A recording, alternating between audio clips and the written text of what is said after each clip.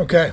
I just left a really emotional, really heartbroken group of seniors and a football team, but I think the focus today, because of the finality of the situation, is really with that senior class in the locker room. You know, we're disappointed.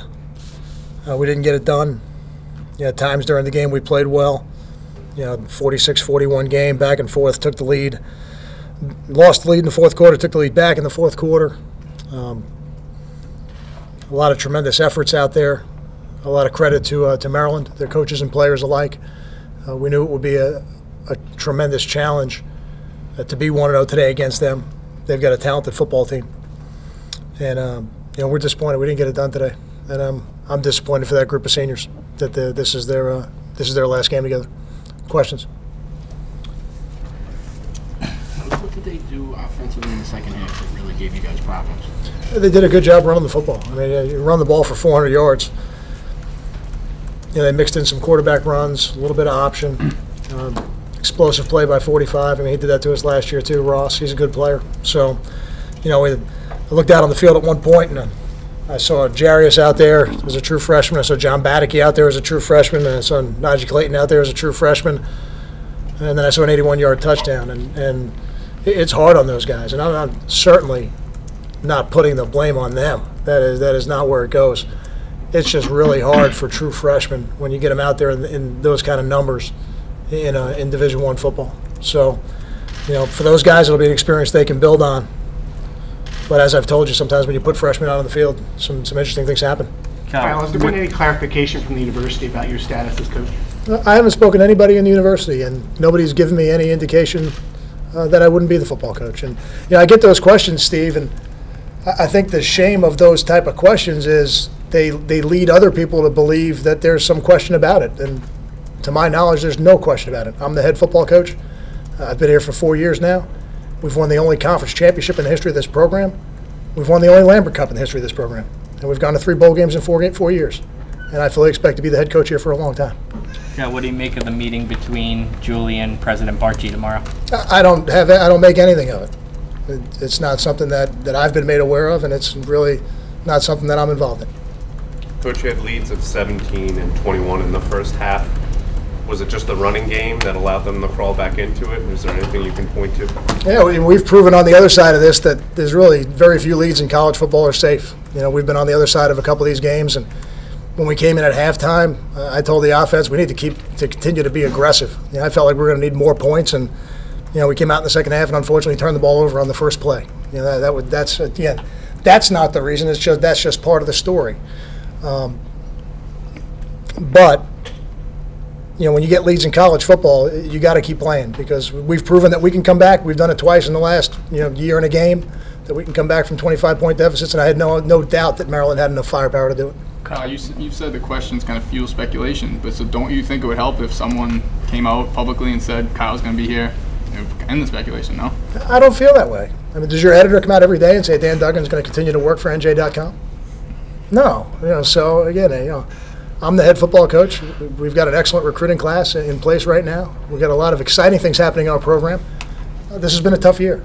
We're all disappointed. In no way am I trying to move the focus off of that. We're disappointed. We're a 4-8 football team, and we're not happy about it. But we're going to go back to work tomorrow. Kyle, if you were talking to the fans right now, how would you tell them that the program is headed in the right direction?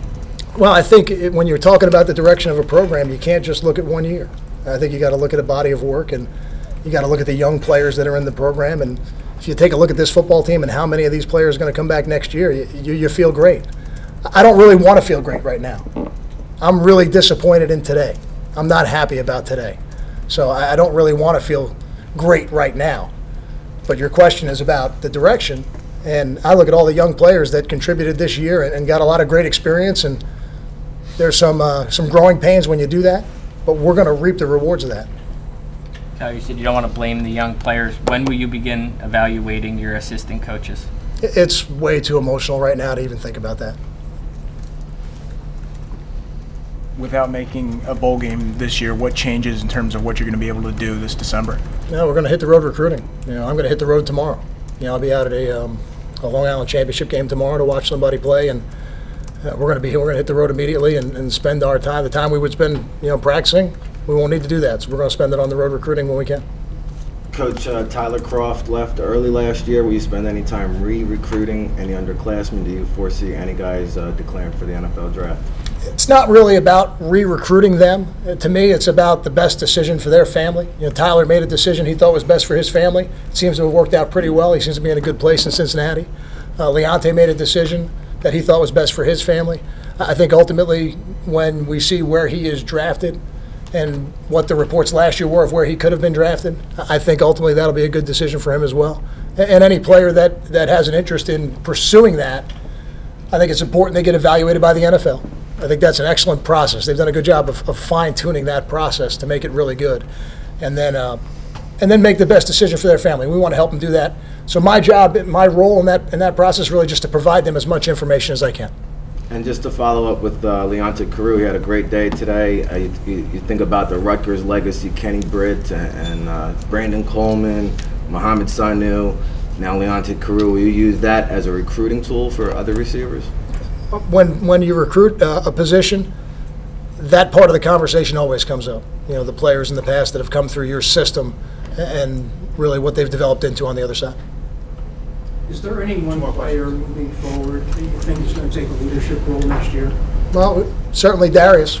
Darius will be back with us. We expect him to be back with us. We don't control that process. It's a conference process, but my experience tells me that that'll go the way he wants it to go, and that he'll get his redshirt year, and he'll be a 3-time captain here. So it'll begin with him.